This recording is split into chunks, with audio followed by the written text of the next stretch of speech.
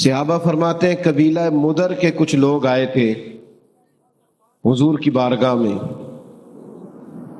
تو ان کے چہرے اترے ہوئے تھے، غربت چھلک رہی تھی، حالات ان کے پراگندہ تھے۔ تو فرمایا ان بیچاروں کی غریبی دیکھ کر، مظلومیت دیکھ کر، غربت اور بھوک دیکھ کر حضور پریشان ہو گئے۔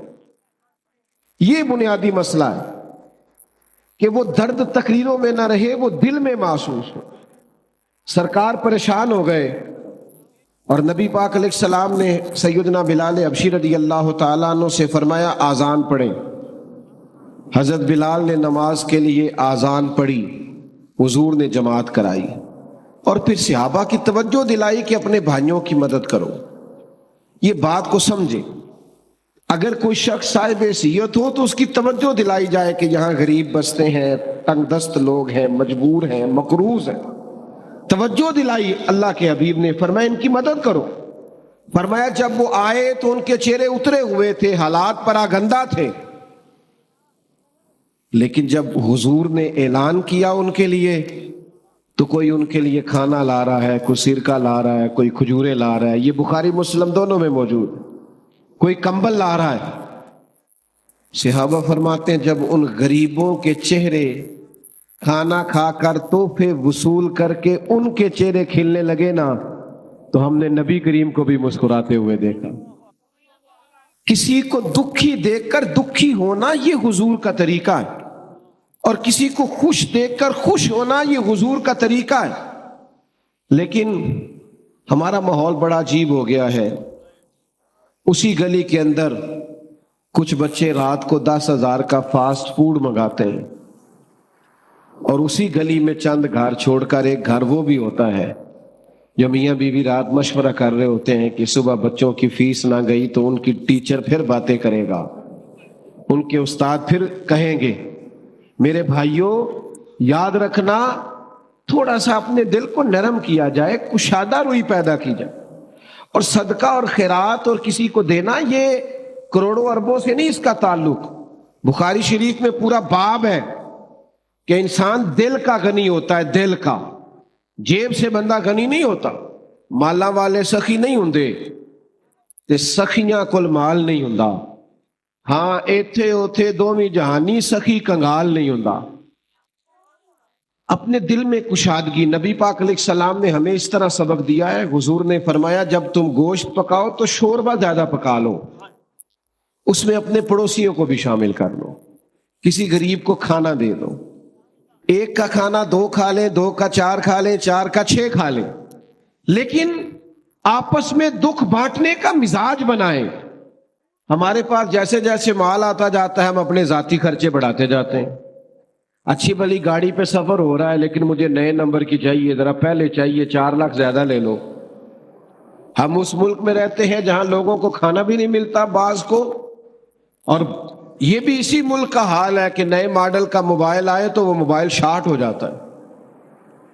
اس لیے کہ کچھ لوگ ایسے ہیں جن کا مسئلہ ضروریات کا نہیں ہے، ان کا مسئلہ خواہشات کا ہے، انہیں خواہشات پوری کرنی ہے جیسے بھی، اور خواہشات کا پیٹ ایسا ہوتا ہے جو بھرا نہیں جا سکتا۔ ہر وقت ایک خواہش پوری کرو، نئی خواہش پیدا ہو جاتی، اسے پوری کرو تو تیسری پوری خواہش پیدا ہو جاتی۔ غرباء کے لیے کچھ دلوں میں گنجائش، مساکین کے لیے کچھ گنجائش۔ اور میں آپ سے عرض کروں، عبادت بھی صرف نفل پڑھنے کا نام نہیں، عبادت بھی فقط تسبیح چلانے کا نام نہیں، لمبے جبے کبے ان کا نام ہی فقط عبادت نہیں۔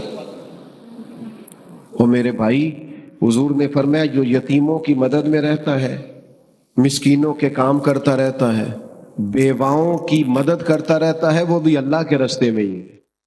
آپ لوگوں کی وجہ سے پیچھے نظر نہیں آ رہا، لوگ اشارے کر رہے ہیں۔ میں نے کہا تھا ذرا تھوڑا سا مہربانی کریں، تھوڑا پیچھے ہو جائیں بھائی، محبت سے جی، پیار سے۔ اللہ آپ کو سلامت، وہ دیکھیں نا خوش ہو گئے، پیچھے ہو جاؤ، ماشاء اللہ، ٹھیک ہو، تھوڑا سا اور پیچھے ہو، تھوڑا سا اور پیچھے، خوش رہیں، خوش رہیں جی، خوش رہیں، اللہ آپ کو بھی جزا دے دی۔ آپ بھی بیٹھ جائیں، آپ کی وجہ سے بھی پیچھے نظر نہیں آ رہا۔ تشریف رکھ بیٹھ جائیں. اللہ سلامتی دے, سب کو برکت دے مال. میرے بھائیوں اب آپ خاموش ہو جائیں جی, خاموشی سے بات سنیں. کوئی دوست بات نہ کرے جی. آداب بیٹا بولے نہیں آپ, آداب محفل کے خلاف ہے باتیں کرنا. دوستو چند ایک باتیں میں نے عرض کرنی ہے.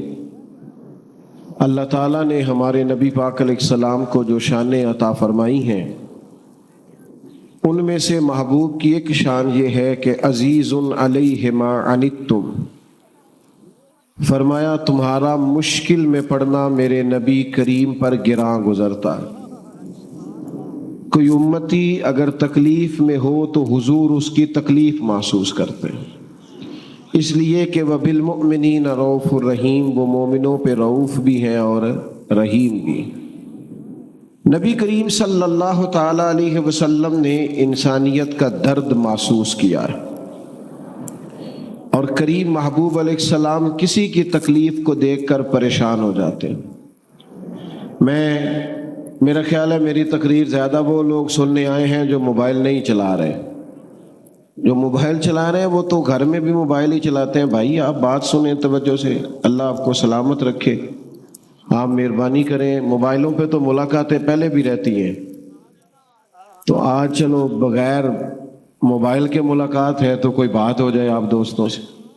پیارے بھائیوں, سارے لوگ زندگی کی دوڑ میں آگے نہیں نکل پاتے, سارے کامیاب نہیں ہو پاتے, نکمے نہیں ہوتے, بعض لوگ کام چور بھی نہیں ہوتے. لیکن اللہ کی حکمت کا تقاضا ہوتا ہے کہ بعض لوگ ایسے ہوتے ہیں جو زندگی کی دوڑ میں پیچھے رہ جاتے ہیں.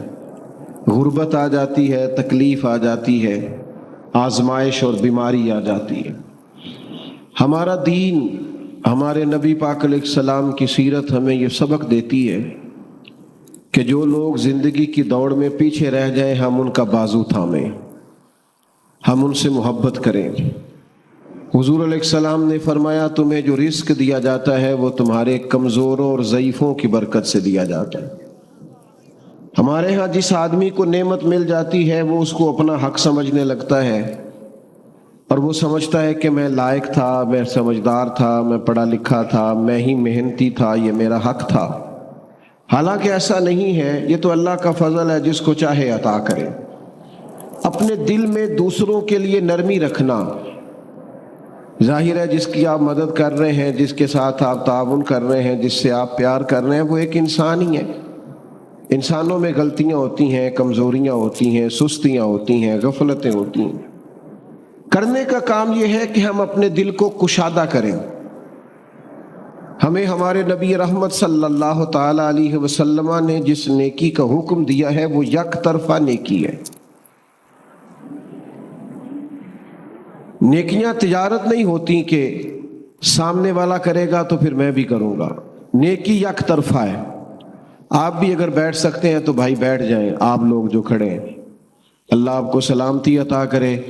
اگر تشریف رکھیں گے تو اچھا رہے گا, بیٹھ جائیں جی, اللہ برکت عطا فرمائے.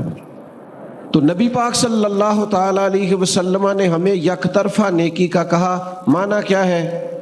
کوئی کرے نہ کرے ہم نے نیکی کرنی ہے, کوئی شکریہ ادا کرے نہ کرے ہم نے نیکی کرنی ہے, کوئی اس کا احسان مانے نہ مانے ہم نے نیکی, کیونکہ بندے دیکھ کر نیکی نہیں کرنی, اللہ کی رضا دیکھ کر نیکی کرنی. آپ دیکھیے نبی پاک علیہ السلام کا مقدس طریقہ کیا ہے. قبیلہ بنو آراش کا ایک شخص مکہ مکرمہ اپنے کچھ اونٹ بیچنے کے لیے لایا تھا. چھوٹا سا تاجر تھا, دیہاتوں سے وہ جانور خرید کے شہروں میں بیچا کرتا تھا. تو وہ چند اونٹ بیچنے کے لیے مکے میں لایا تو اس بیچارے کے نصیب کے اونٹ اس سے ابو جہل نے خرید لیے. اب یہ دور وہ دور تھا جس دور میں وہ نبی پاک علیہ السلام کی بڑی شدید مخالفت کر رہے تھے, حالات بڑے سخت تھے. ابو جہل نے وہ اونٹ خرید لی. اب وہ شخص کہتا ہے میرے پیسے دو, کہتا صبح لے لینا, صبح جاتا ہے کہتا شام آنا, شام جاتا ہے کہتا صبح آنا. غریب آدمی تھا, کل سرمایہ ہی جب اجڑ جائے تو بندہ کدھر جائے. بڑا تڑپا, لوگوں سے کہنے لگا یہاں سردار لوگ کہاں بیٹھتے ہیں, آج بھی کسی کو کسی چودھری سے سردار سے کام پڑ جائے تو وہ فون ہی نہیں اٹھاتا، وہ کہتا ہے میں مصروف تھا، میں بیزی تھا۔ اور آپ کے حالات خراب ہونے ابھی پوری طرح شروع بھی نہیں ہوتے کہ آپ کے نمبر بلاک ہونے شروع بھی ہو جاتے ہیں۔ حالات ابھی پوری ساری عمر ہی آٹا گد ہے تے لکھاں کیتے نہیں پیڑے، اب وقت آیا ہی تے محمد بخشا کوئی نہیں ہو بیٹھا نیڑے، چھوڑ جاتے ہیں لوگ، توجہ ہی نہیں کرتے۔ تو وہ شخص کہتا ہے کوئی شخص میری داد رسی کو تیار نہ تھا، توجہ رکھیں جی، کوئی تیار ہی نہ تھا۔ میں نے پوچھا چودھری کہاں ہے؟ تو کہا یہ جو عصر کے بعد ٹولیاں بنا کے بیٹھے ہیں نا حرم مکہ میں، یہ سردار لوگ ہیں۔ تو وہ شخص کہتا ہے میں ان لوگوں کے پاس آیا، میں نے ان سے کہا یار میں غریب آدمی ہوں، میری مدد کرو۔ کس نے پیسے دبائے ہیں؟ جب میں نے ابو جہل کا نام لیا تو انہیں تو سانپ سونگ گیا، بہت بڑا بدماش تھا، کون اس سے بات کرے؟ یہ ظالم پتہ ہے مضبوط کیسے ہوتے ہیں کہ جب وہ کسی اور پر ظلم کر رہے ہوتے ہیں تو ہم مظلوم کا ساتھ نہیں دیتے، پھر ظالم طاقتور ہو جاتا ہے۔ ہم اپنے بچے سے کہتے ہیں اندر سے کنڈی لگا لے، یہ ہماری آگ نہیں، حالانکہ پڑوسیوں کی آگ اس لیے بھی بجھا دینی چاہیے کہ اگر ان کی نہ بجھائی تو کہیں ہمارے گھر بھی نہ آ جائے۔ توجہ نہیں کرتے، ظالم مضبوط ہو جاتے ہیں۔ تو کہا ابو جہل نے تیرے پیسے دبائے، اب تو سب کو سانپ سونگ گیا۔ اللہ کے حبیب علیہ السلام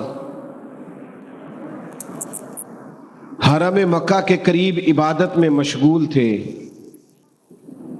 تو اس نے کہا، ایک شخص نے اشارہ کیا حضور کی جانب، کہا وہ جو بیٹھے ہیں نا محبوب، وہ تیرا مسئلہ حل کرا دیں گے۔ اس نے اشارہ کیا اور باقی ہنسے، معاذ اللہ، مذاق بنانے لگے، نقل کفر کفر نہ باشد۔ وہ شخص کہتا ہے میں بڑا حیران ہوا کہ بھیجتے بھی ہیں اور مذاق بھی کرتے ہیں، مسئلہ سمجھ میں نہیں آتا۔ لیکن میں چلا گیا، جا کے حضور کی بارگاہ میں عرض کیا۔ فرماتے ہیں سادہ سا لب و لہجہ، زمین پر حضور تشریف فرما ہے، پہلی نظر ہی لوٹ لے ماہی تیرے ہار شنگاراں۔ فرماتے ہیں نبی کریم صلی اللہ علیہ وسلم نے میری بات سنی، نہ قبیلہ پوچھا، نہ برادری پوچھی، نہ تعارف پوچھا، قربان جاؤں محبوب فرمانے لگے چل میں تیرے ساتھ چلتا ہوں۔ وہ جو وہاں بیٹھے تھے سردار، انہوں نے ایک بندہ بھیجا، کہا ساتھ جا کے دیکھو وہاں بھلا کیا بات ہوتی ہے۔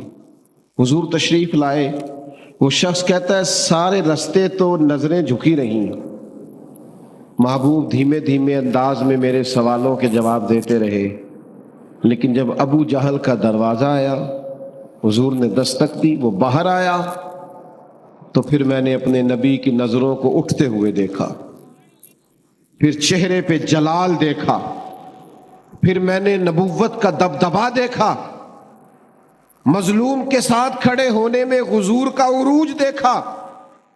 کریم فرمانے لگے شرم نہیں آتی، غریب کے پیسے دبا گیا ہے، لا اس کے پیسے۔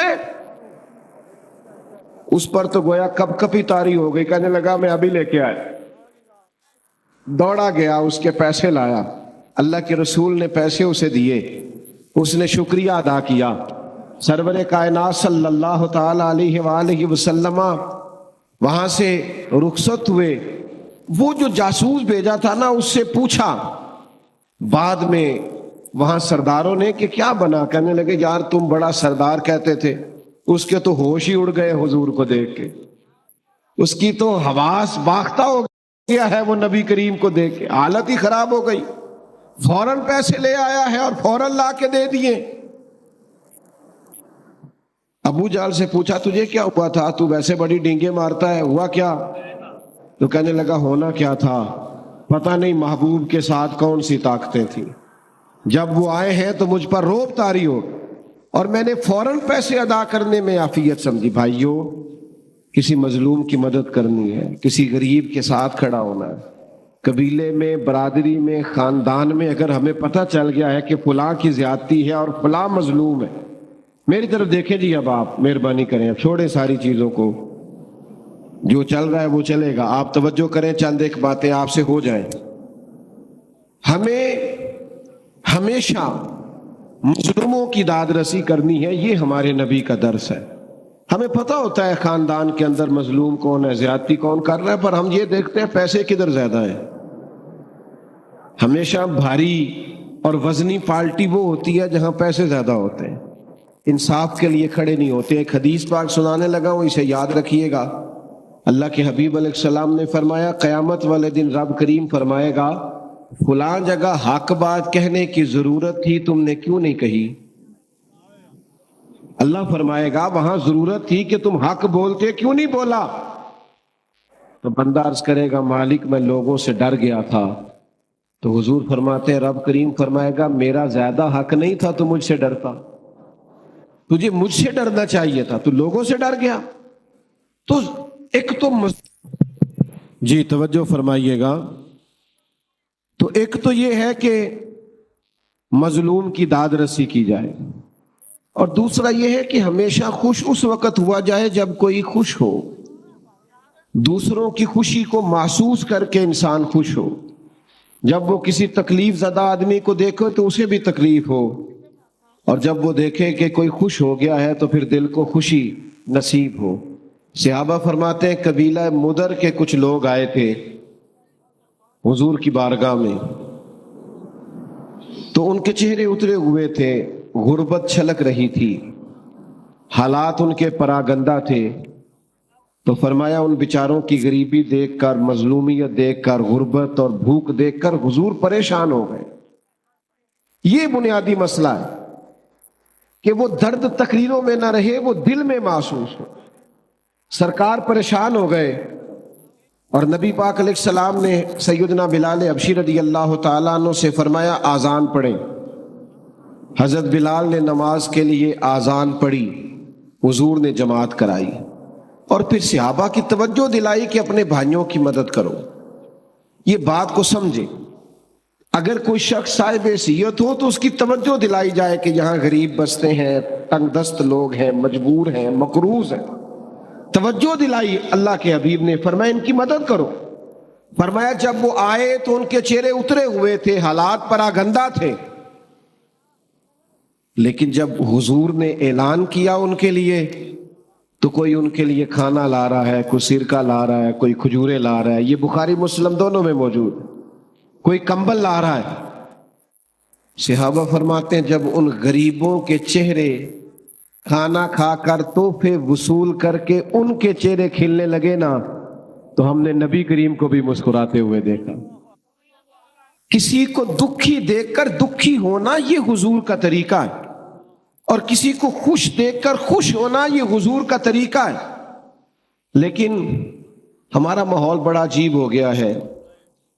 اسی گلی کے اندر کچھ بچے رات کو 10,000 کا فاسٹ فوڈ منگاتے ہیں، اور اسی گلی میں چند گھر چھوڑ کر ایک گھر وہ بھی ہوتا ہے جو میاں بیوی رات مشورہ کر رہے ہوتے ہیں کہ صبح بچوں کی فیس نہ گئی تو ان کی ٹیچر پھر باتیں کرے گا، ان کے استاد پھر کہیں گے۔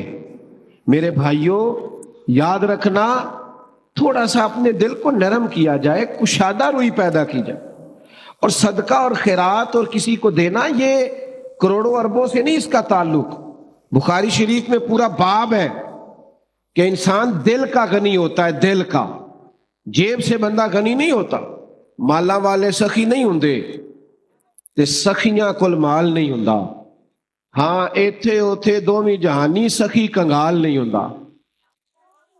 اپنے دل میں کشادگی، نبی پاک علیہ السلام نے ہمیں اس طرح سبق دیا ہے۔ حضور نے فرمایا جب تم گوشت پکاؤ تو شوربہ زیادہ پکا لو، اس میں اپنے پڑوسیوں کو بھی شامل کر لو، کسی غریب کو کھانا دے دو، ایک کا کھانا 2 کھا لیں، 2 کا 4 کھا لیں، 4 کا 6 کھا لیں، لیکن آپس میں دکھ بانٹنے کا مزاج بنائیں۔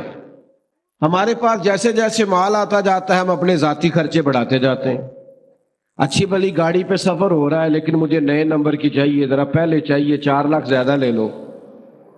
ہم اس ملک میں رہتے ہیں جہاں لوگوں کو کھانا بھی نہیں ملتا بعض کو، اور یہ بھی اسی ملک کا حال ہے کہ نئے ماڈل کا موبائل آئے تو وہ موبائل شارٹ ہو جاتا ہے۔ اس لیے کہ کچھ لوگ ایسے ہیں جن کا مسئلہ ضروریات کا نہیں ہے، ان کا مسئلہ خواہشات کا ہے، انہیں خواہشات پوری کرنی ہے جیسے بھی، اور خواہشات کا پیٹ ایسا ہوتا ہے جو بھرا نہیں جا سکتا۔ ہر وقت ایک خواہش پوری کرو نئی خواہش پیدا ہو جاتی، اسے پوری کرو تو تیسری پوری خواہش پیدا ہو جاتی۔ غربا کے لیے کچھ دلوں میں گنجائش، مساکین کے لیے کچھ گنجائش۔ اور میں آپ سے عرض کروں، عبادت بھی صرف نفل پڑھنے کا نام نہیں، عبادت بھی فقط تسبیح چلانے کا نام نہیں، لمبے جبے کبے ان کا نام ہی فقط عبادت نہیں۔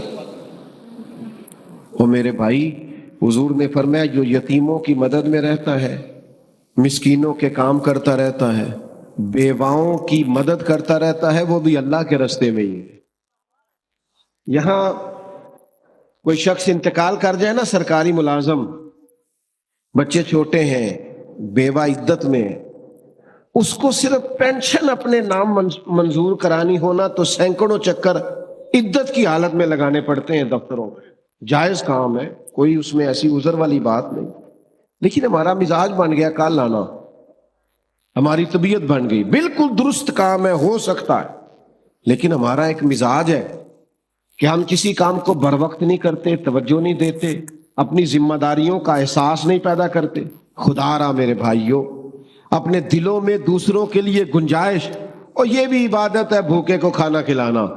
حضور غوث پاک رضی اللہ تعالیٰ عنہ فرماتے ہیں میں نے 50 سال دین پڑھایا ہے، 50 سال، چھوڑ دیں، 50 سال پڑھنے پڑھانے کے بعد اس نتیجے پر پہنچا ہوں کہ اللہ سب سے جلدی اس وقت راضی ہوتا ہے جب کسی بھوکے کو کھانا کھلایا جائے۔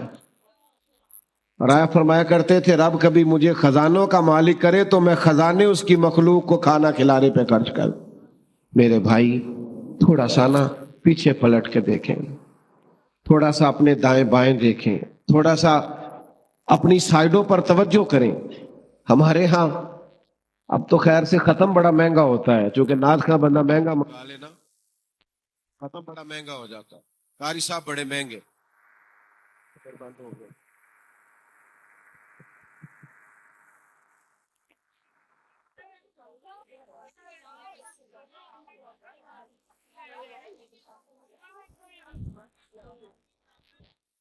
تو میرے عزیز، اپنے خرچوں کو، اخراجات کو تھوڑا کنٹرول کر کے اگر ہماری توجہ اس طرف رہے کہ ہمیں حضور کے صحابی ہیں حضرت عبداللہ ابن عباس، نبی کریم علیہ السلام کے چچا زاد بھی ہیں، مسجد نبوی شریف میں اعتکاف بیٹھے ہوئے تھے حضور کے روضہ انور کے پاس۔ تو ایک شخص مسجد شریف میں آ کے بیٹھا تو وہ بڑا پریشان تھا۔ حضرت عبداللہ ابن عباس رضی اللہ تعالیٰ عنہ اس سے فرمانے لگے کیا بات ہے، پریشان لگتے ہو؟ یہ بہقی شریف میں امام بہقی نے اس کو لکھا ہے۔ تو انہوں نے کہا ہاں میں مقروض ہوں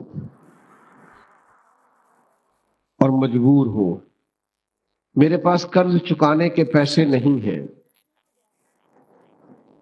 آج جس شخص نے پیسے لینے ہیں اس سے میں نے پھر کہا تھا کہ آج دے دوں گا پر گنجائش نہیں بنی، تکلیف میں ہوں۔ یہ جو مقروض ہوتا ہے نا، مقروض حضور نے فرمایا یہ قیدی ہوتا ہے، مقروض کی مدد کرنی چاہیے۔ شریعت اسلامیہ کہتی ہے اس پر خرچ کرو، اس کی جان چھڑاؤ، اس کی گردن آزاد کرا دو، تمہاری توجہ ہو، تم تھوڑا اس کے لیے نرم رکھو اپنے رویے کو۔ اس شخص نے کہا حضور میں مقروض ہوں، تکلیف میں ہوں۔ حضرت عبداللہ ابن عباس رضی اللہ تعالیٰ عنہ فرمانے لگے میں اگر تیرے ساتھ چلوں تو تیرا مسئلہ حل ہوتا ہے؟ کہنے لگا حضور آپ چلیں تو پھر تو کیا ہی بات ہے، آپ کو زیادہ توجہ کرنی پڑے گی میری بات پر۔ حضرت عبداللہ ابن عباس نے جوتے پہنے اور مسجد سے باہر آ گئے۔ وہ شخص کہنے لگا حضور ٹھہریے ٹھہریے ٹھہریے، آپ تو اعتکاف میں۔ آپ فرمانے لگے مجھے بھی پتا ہے میں اعتکاف میں ہوں۔ تو دیکھو حضور اعتکاف چھوڑ کے آ گئے۔ حضرت سیدنا عبداللہ ابن عباس فرمانے لگے مجھے اس روضہ اطہر میں لیٹے ہوئے محبوب کی بات یاد آئی ہے، کریم رسول نے فرمایا تھا اور زیادہ دیر نہیں گزری میں نے اپنے کانوں سے سنا کہ نبی کریم نے فرمایا اگر کوئی کسی کی ایک مشکل آسان کرے گا اللہ 10 اعتکاف سے زیادہ ثواب عطا کرے گا۔ یہی ہے ذوق عبادت کی انتہا ساغر۔ غم حیات کے ماروں کا احترام کرو۔ او بھائیو، کسی کی مدد کرنا، کسی کے کام آنا، دکھ سکھ میں کسی شخص کے ساتھ شریک ہونا، اس کے لیے اپنے سینے کو کشادہ کرنا، پیار کرنا، محبت کرنا، اس کو سیکھنا چاہیے. اپنے دل کے اندر اس کے لیے جذبہ پیدا کرنا چاہیے. اور پھر یہ جو میں نے بات عرض کی نا کہ کسی کی تکلیف کو تکلیف سمجھا جائے، اپنے ارد گرد بھی دیکھیں، بہو کی تکلیف بھی تکلیف ہی ہوتی ہے. اپنے دائیں بائیں دیکھیں، غور کریں. اگر بیٹی بد زبان ہے اور ہمیں پتہ ہے بد زبان ہے تو پھر داماد کی تکلیف بھی تکلیف ہی ہوتی. اگر ہم کسی جگہ آفیسر ہے اور ہمارے نیچے کچھ لوگ کام کرتے ہیں تو مزدور کی تکلیف بھی تکلیف ہی ہوتی ہے.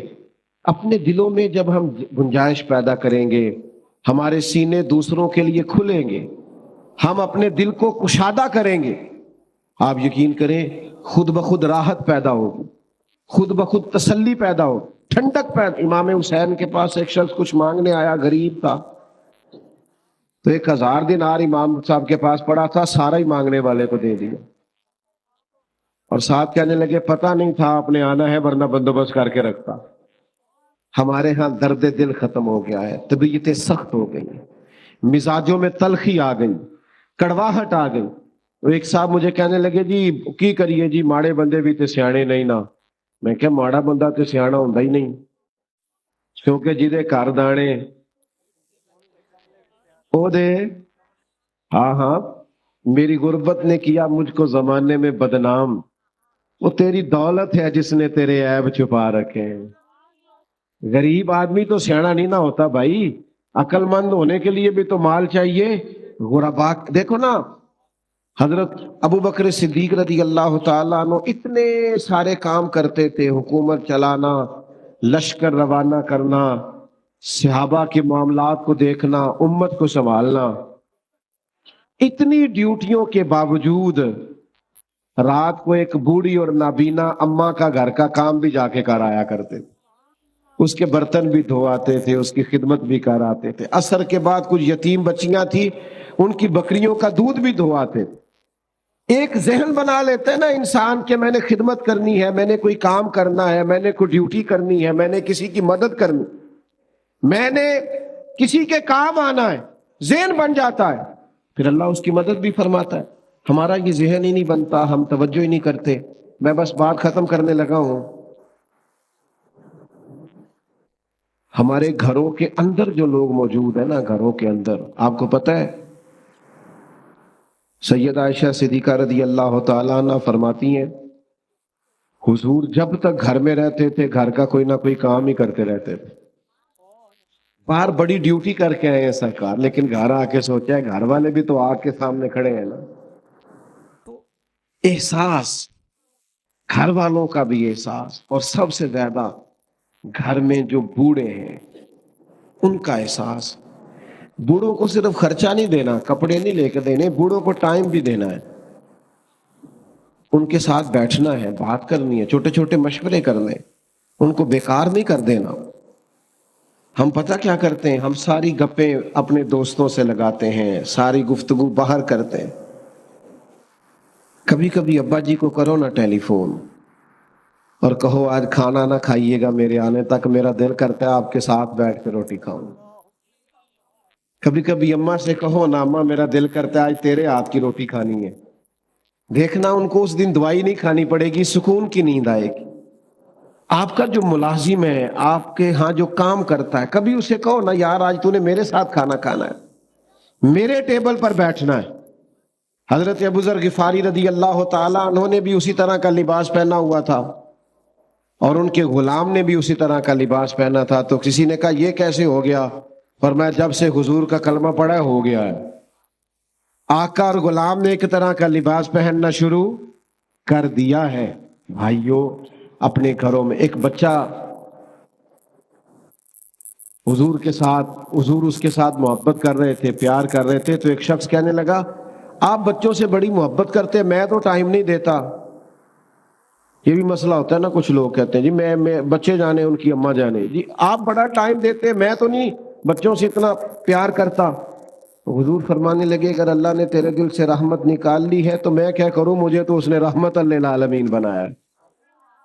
تو سارا وقت باہر نہیں گزاریں، اپنے گھر میں ٹائم دیں، اپنے بچوں کو وقت دیں، اپنے ماں باپ کو ٹائم دیں، بہن بھائیوں کو ٹائم دیں، اہل خانہ کو ٹائم، اپنے اندر دوسروں کا احساس۔ آپ یقین کریں اگر دوسروں کے احساس میں انسان جینا شروع کر دے تو زندگی ویسے ہی بڑی سونی ہو جائے، خوبصورت لگنا لگے سارا کچھ، لیکن ہم یہ کام کرتے نہیں۔ ہمیں نہ بس اپنے کھانے سے، سونے سے، اپنے آرام سے، اپنی سہولیات سے فرصت نہیں ملتی، اس کا نتیجہ یہ نکلتا ہے کہ دل سخت ہونے لگ جاتا ہے، آہستہ آہستہ انسان خود غرض ہونے لگتا ہے، وہ اپنوں کے بارے میں بھی اس کا رویہ مثبت نہیں رہتا۔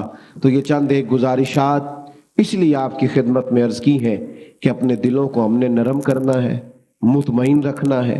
حضور علیہ السلام کی یہ جو خوبصورت زندگی کا پہلو ہے کہ نبی پاک دوسروں کو پریشان دیکھ کر پریشان ہو جاتے تھے، حضور دوسروں کو سکھی دیکھ کر خوش ہو جاتے تھے، اس پہلو پر ہم نے غور کرنی ہے۔ تھوڑا سا نا اپنے لیول کو سنجیدہ کرنے کی ضرورت ہے، تھوڑا سا صرف دوسروں کے لیے سوچنے کی ضرورت ہے۔ اگر انسان کا، وہ امام غزالی فرمایا کرتے، او تو بانٹنے کا ذوق تو پیدا کر، اللہ بانٹنے کی توفیق بھی عطا کر دے گا۔ تو شوق تو پیدا کرنا، تیرے اندر شوق ہی نہیں تو شوق پیدا کریں۔ اللہ تعالی ہماری حاضری کو قبول فرمائے، اللہ تعالی اس محفل کو اپنی بارگاہ میں مستجاب اور قبول فرمائے۔